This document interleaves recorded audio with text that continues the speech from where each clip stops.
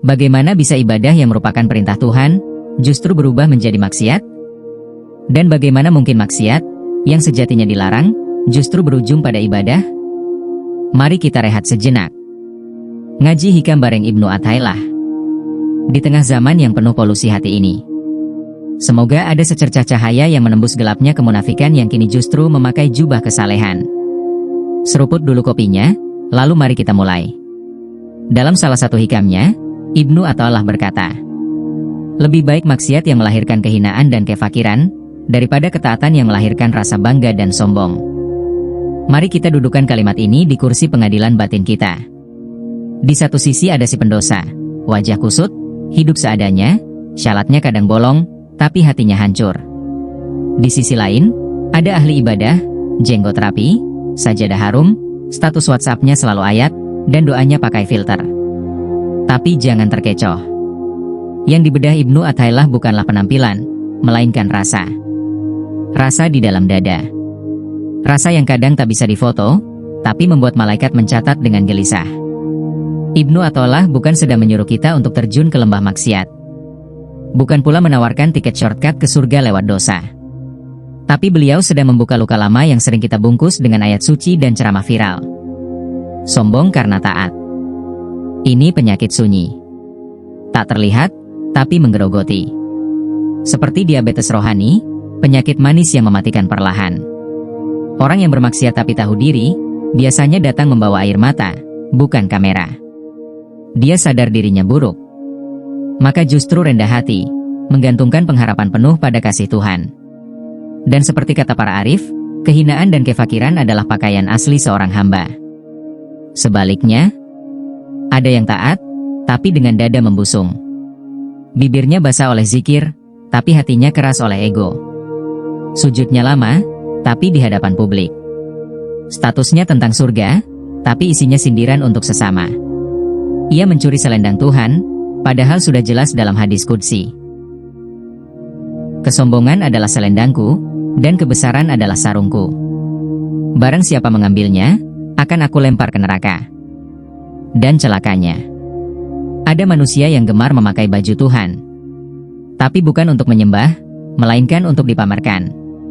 Ketika ibadah jadi panggung, dan sajadah jadi catwal ego, maka zikir pun bisa berubah jadi selfie spiritual.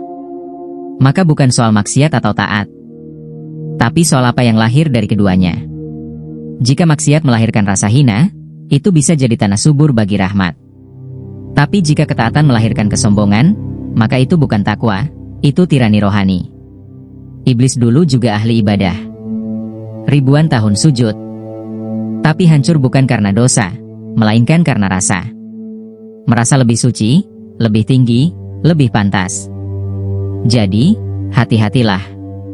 Kadang maksiat membawa kita lebih dekat, sementara ibadah membawa kita tersesat. Karena Tuhan tidak menimbang jumlah amalan, tapi kedalaman keikhlasan. Dan seringkali, hati yang hancur lebih diterima daripada hati yang membusung penuh bangga.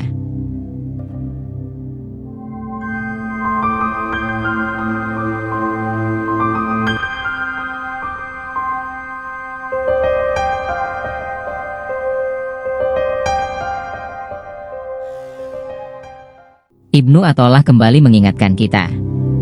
Tatkala berkurang apa yang membuatmu bahagia, maka berkurang pula apa yang membuatmu sedih. Ini bukan kutipan estetis untuk bio Instagram. Ini adalah tamparan batin bagi kaum yang menjadikan dunia sebagai sumber kebahagiaan. Bahagia karena saldo, tertawa karena feed Instagram, dan sedih karena paket Shopee telat. Ibnu Athaillah sedang mengajarkan matematika spiritual. Semakin sedikit ketergantunganmu pada dunia, semakin tenang batinmu. Kalau bahagiamu ada di angka, maka depresimu akan datang di setiap minus. Kalau bahagiamu ada di wajah, maka hancurmu datang bersama jerawat.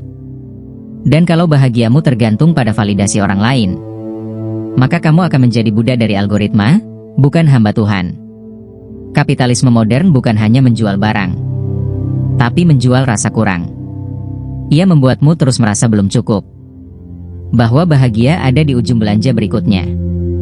Maka, kata Ibnu Athaillah, kurangi apa yang membuatmu bahagia, bukan agar kamu sengsara, tapi agar kamu tak mudah disakiti.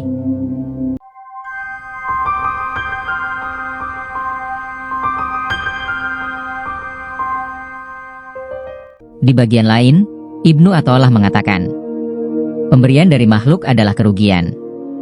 Penolakan dari Allah adalah kebaikan. Terdengar paradoks. Tapi begitulah realitas spiritual. Seringkali, pemberian manusia itu bukan hadiah, tapi jerat. Diberi sedikit bantuan, lalu ditagih loyalitas. Dikasih panggung, tapi ternyata ada skrip tersembunyi. Dikasih jabatan, tapi ternyata ada kontrak nurani yang harus diteken diam-diam. Dan banyak orang yang menjual dirinya hanya demi satu amplop, atau satu tanda tangan, atau satu janji manis.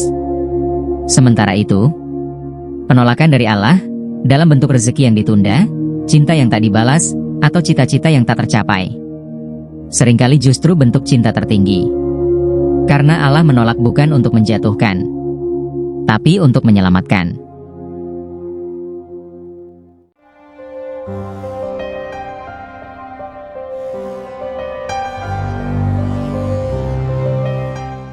Maka mari kita simpulkan.